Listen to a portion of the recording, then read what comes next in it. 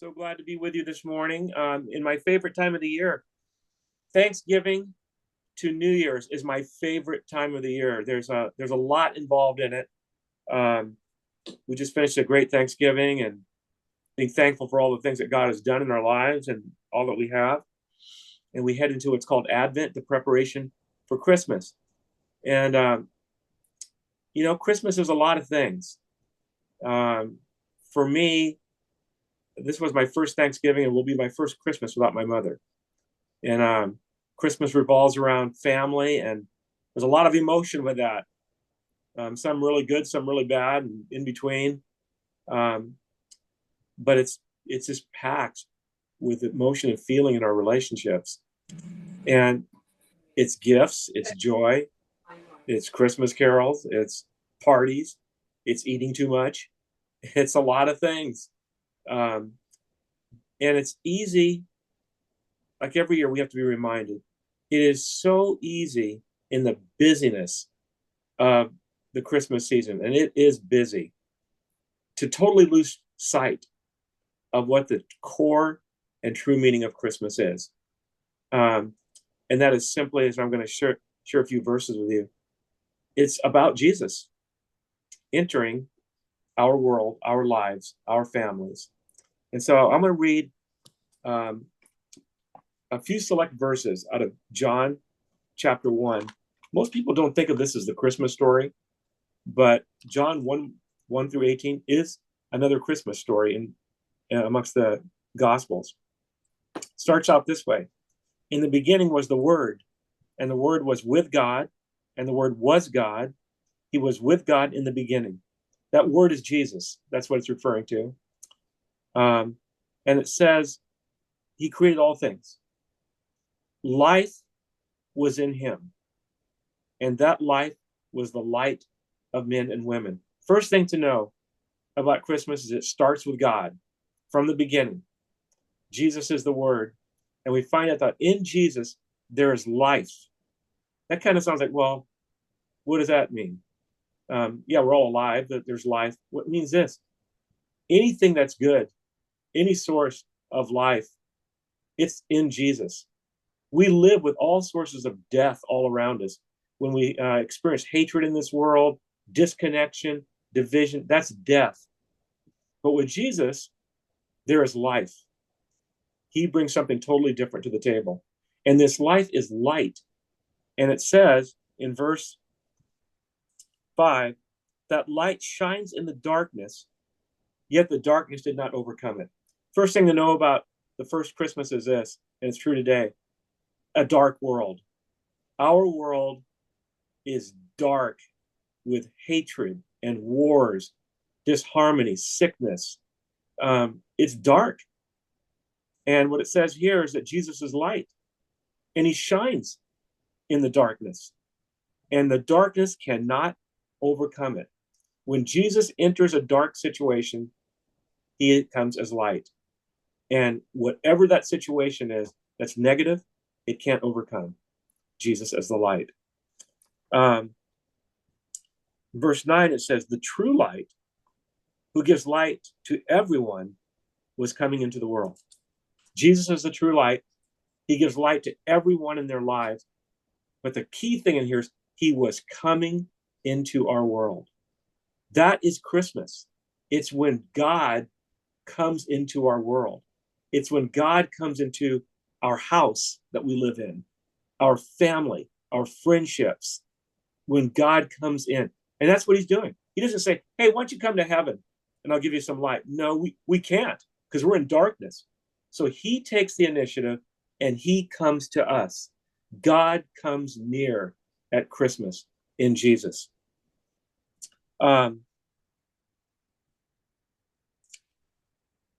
little later on here, it says, he was in the world was created through him, yet the world did not recognize him. Here's the incredible thing. You say, how do you know God? How can we know God? How would God come if he wants to introduce himself to us? We think a mighty display of power, of cameras and newsmen and just all the attention. just a lot of power and drawing attention to oneself. That's not the way God comes. As a matter of fact, God came so oppositely of that that nobody even recognized him. And how did he come? He came as a dependent baby. That's how God came, with tremendous humility, tremendous quietness. Next week, we'll see he was born in a cattle shed. No one gave a thought to him. That's how God comes. And because most people don't think of God coming in that way, they don't recognize him. They miss him. And that is the danger for us. I have a friend of mine that says over and over, Christ keeps putting himself in our path. In other words, Christ keeps coming to us, not only at Christmas, but all throughout the year. The question is, will we recognize him?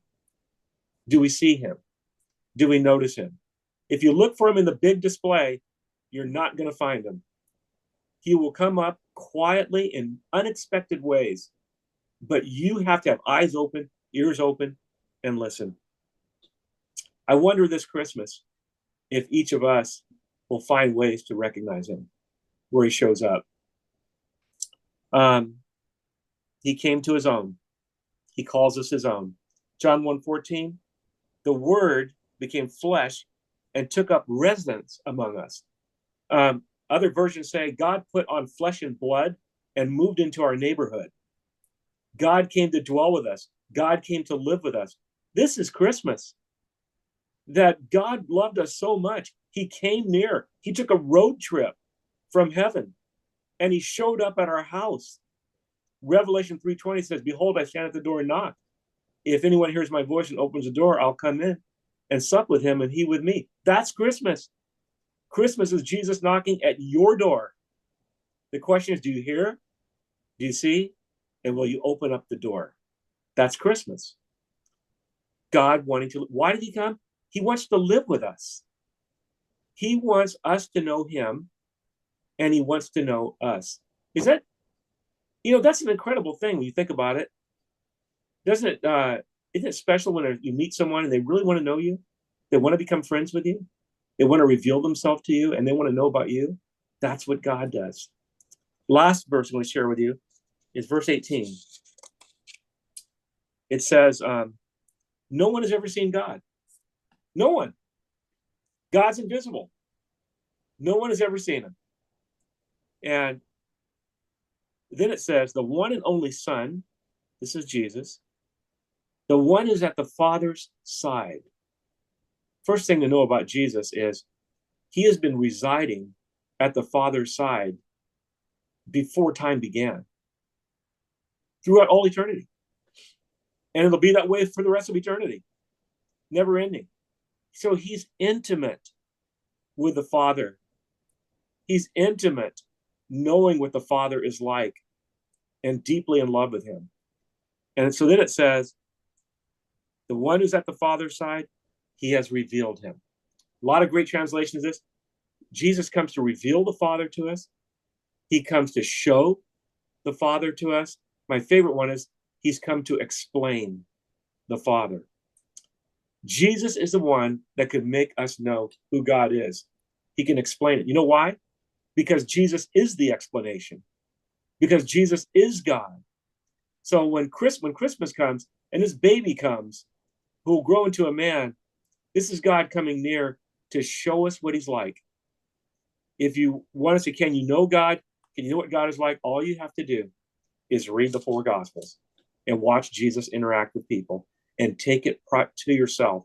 Because the way he interacts with people, when he heals a leper, when he touches a hemorrhaging woman in despair, when he forgives and doesn't condemn a prostitute, on and on and on, when he feeds 5,000, that's the way Jesus is with us. He comes to us in all our brokenness, all our sin, all our flaws, and he wants to be with us and explain the Father to us. That is Christmas. So begin this day to start to recognize Jesus at Christmas. How is he showing up in your life? It'd be great if tomorrow we were all together again after 24 hours and I could say to you, where did you see Jesus today? How did he show up? I hope Maybe we'll even have some conversations about that. Maybe next week we'll have a little conversation about that. How did Jesus show up? How did you recognize him?